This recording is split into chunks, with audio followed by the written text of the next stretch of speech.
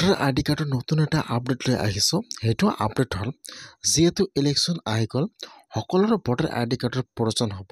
যদি আপোনালোকৰ voter ID কাৰ্ডটো হেৰুৱাই গৈছে অথবা নষ্ট হৈ গৈছে, কেনেকৈ আপোনালোকে নতুন ভোটাৰ আইডি কাৰ্ডটো আপোনালোকে আপোনাৰ নিজৰ মোবাইলৰ পৰা ডাউনলোড কৰিব। মই আজি এইটো ভিডিঅ'ত আপোনালোকক সম্পূৰ্ণ প্ৰচেছ দেখুৱাই দি আছোঁ। যদি আপোনালোকৰ ভোটাৰ আইডি কাৰ্ডটো নষ্ট হৈ গৈছে অথবা হেৰুৱাই গৈছে অথবা আপোনালোকে নতুনকৈ ভোটাৰ আইডি কাৰ্ড আবেদন কৰিছে, আপোনালোকে এতিয়া ভোটাৰ আইডি কাৰ্ডটো পোৱা নাই, কেনেকৈ আপোনালোকে নতুন ভোটাৰ আইডি কাৰ্ডটো নিজে ডাউনলোড কৰিব নিজৰ মোবাইলৰ পৰা জানি লওক। এতিয়া আপোনালোকে ফাৰ্ষ্ট এইটো অপশ্যনত আহি যাব, NVSP ভোটাৰ আইডি কাৰ্ডৰ অফিচিয়েল অপশ্যনত আহি যাব।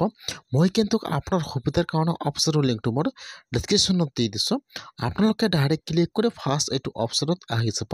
হোৱাৰ পিছত ইয়াত চাব দিয়া আছে ইপিক ডাউনলোড। এতিয়া আপোনালোকে সেইটো অপশ্যনৰ ওপৰত ক্লিক কৰিব, ইপিক ডাউনলোড। এতিয়া এইটো পেজ অপেন হৈ যাব। এতিয়া ইয়াত চাব দিয়া আছে ইউজাৰ আইডি, পাছৱাৰ্ড, কেপচা আৰু লগইন। এতিয়া কিন্তু আপোনালোকে ফাৰ্ষ্ট ইয়াত ইউজাৰ আইডি আৰু পাছৱাৰ্ডটো বনাই ল'ব। কেনেকৈ বনাব মই সেইটো ভিডিঅ' অলৰেডি বনাইছোঁ। আপোনালোকে সেইটো ভিডিঅ' চাই আপোনালোকে ফাৰ্ষ্ট ইউজাৰ আইডি আৰু পাছৱাৰ্ডটো বনাই ল'ব। এতিয়া আপোনালোকে ইয়াত আপোনাৰ ইউজাৰ আইডি আৰু পাছৱাৰ্ডটো বহাই দিব। তলত যদি কেপচা আহি যাব, এতিয়া আপোনালোকে কেপচাটো বহাই দি ৰিকুৱেষ্ট OTPত ক্লিক কৰিব। ইয়াত চাব ৰিকুৱেষ্ট OTP দিয়া আছে। এতিয়া আপোনালোকে ৰিকুৱেষ্ট OTPত ক্লিক কৰিব। এতিয়া কিন্তু আপোনাৰ যিটো ফোন নম্বৰ দিছে ইউজাৰ আইডি আৰু পাছৱাৰ্ডটো বনোৱাৰ সময়ত এতিয়া আপোনাৰ মোবাইলত OTP আহি যাব। এতিয়া আপোনালোকে OTPটো বহাই দি ভেৰিফাই এণ্ড লগইনত ক্লিক কৰিব। এতিয়া আপোনাৰ ওচৰত হোম পেজটো অপেন হৈ যাব। এতিয়া আপোনালোকে ইপিক ডাউনলোডৰ ওপৰত ক্লিক কৰিব।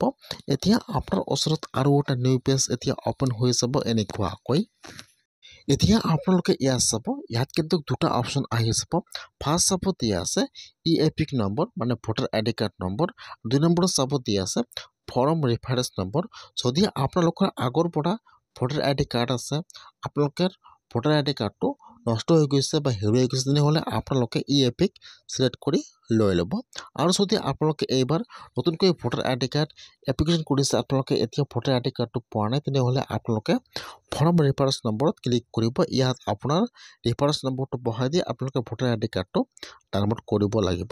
যিহেতু মোৰ ভোটাৰ আইডি কাৰ্ড আছে, মোৰ ভোটাৰ আইডি কাৰ্ডটো পুৰণা হৈ গৈছে, সেইকাৰণে মই নতুন ভোটাৰ আইডি কাৰ্ডটো ডাউনলোড কৰিম। ইয়াত চাব দিয়া আছে ইপিক নম্বৰ। এতিয়া আপোনালোকে ফাৰ্ষ্ট ইয়াৰ পৰা সেইটো অপশ্যন চিলেক্ট কৰি লৈ ল'ব, 1 নম্বৰ অপশ্যনটো ইপিক নম্বৰ। ইয়াত চাব দিয়া আছে ইণ্টাৰ ৰেফাৰেন্স বা ইয়াত চাব দিয়া আছে এপিক নম্বৰ। ইয়াত আপোনাৰ যিটো ভোটাৰ আইডি কাৰ্ড নম্বৰ আছে, ইয়াত আপোনাৰ ভোটাৰ আইডি কাৰ্ড নম্বৰটো বহাই দিব। আপোনাৰ ভোটাৰ লিষ্টত চাব, তাত কিন্তু আপোনাৰ ভোটাৰ আইডি কাৰ্ড নম্বৰটো দিয়া আছে। এতিয়া আপোনালোকে ফাৰ্ষ্ট ইয়াত আপোনাৰ আইডি কাৰ্ড নম্বৰটো বহাই দিব। তাৰপিছত চিলেক্টত ক্লিক কৰি ইয়াত আপোনাৰ ষ্টেট নাম আছাম চিলেক্ট কৰি লৈ ল'ব। তাৰপিছত এতিয়া আপোনালোকে চাৰ্চৰ ওপৰত ক্লিক কৰিব। এতিয়া ইয়াত আপোনাৰ নাম, ইয়াত আপোনাৰ ডিটেইলছ সকলো আহি যাব এনেকুৱাকৈ। এতিয়া আপোনালোকে ইয়াত চাই ল'ব, ডিটেইলছটো চাই ল'ব যে আপোনাৰ ডিটেইলছ হয় নে নহয়। তাৰ আপোনালোকে অলপ তলত আহি যাব। এতিয়া ইয়াত চাব দিয়া আছে চেণ্ড OTP। এতিয়া আপোনালোকে চেণ্ড OTPত ক্লিক কৰিব। এতিয়া যিটো আপোনাৰ আইডি কাৰ্ডত মোবাইল নম্বৰ দি আছে, তাত কিন্তু এতিয়া OTP আহি যাব। এতিয়া আপোনালোকে ইয়াত OTPটো বহাই দিব। OTPটো বহাই দি আপোনালোকে এতিয়া ভেৰিফাই OTPত ক্লিক কৰিব। এতিয়া ইয়াত চাব, ইয়াত ডাউনলোডৰ অপশ্যন আহি যাব, ডাউনলোড ইপিক। এতিয়া আপোনালোকে ডাউনলোডৰ ওপৰত ক্লিক কৰিব। লগে লগে কিন্তু আপোনাৰ মোবাইলত ভোটাৰ আইডি কাৰ্ডটো ডাউনলোড হৈ যাব এনেকুৱাকৈ। PDFটো ডাউনলোড হৈ যাব। ইয়াত চাব এইটো হৈছে কিন্তু আপোনাৰ নতুন ভোটাৰ আইডি কাৰ্ড। এতিয়া আপোনালোকে সেইটো voter ID card, PVC card অথবা আপোনালোকে সেইটো ছেভ কৰি ৰাখি দিব, অথবা আপোনালোকে সেইটো প্ৰিণ্ট কৰি ল'ব পাৰে। এইটো কিন্তু আপোনাৰ ভোটাৰ আইডি কাৰ্ড। যদি আপোনালোকৰ ভোটাৰ আইডি কাৰ্ডটো হেৰুৱাই গৈছে বা নষ্ট হৈ গৈছে, তেনেহ'লে আপোনালোকে এনেকুৱাকৈ নতুন ভোটাৰ আইডি কাৰ্ডটো আপোনালোকে আপোনাৰ নিজৰ মোবাইলৰ পৰা ডাউনলোড কৰক এনেকুৱাকৈ।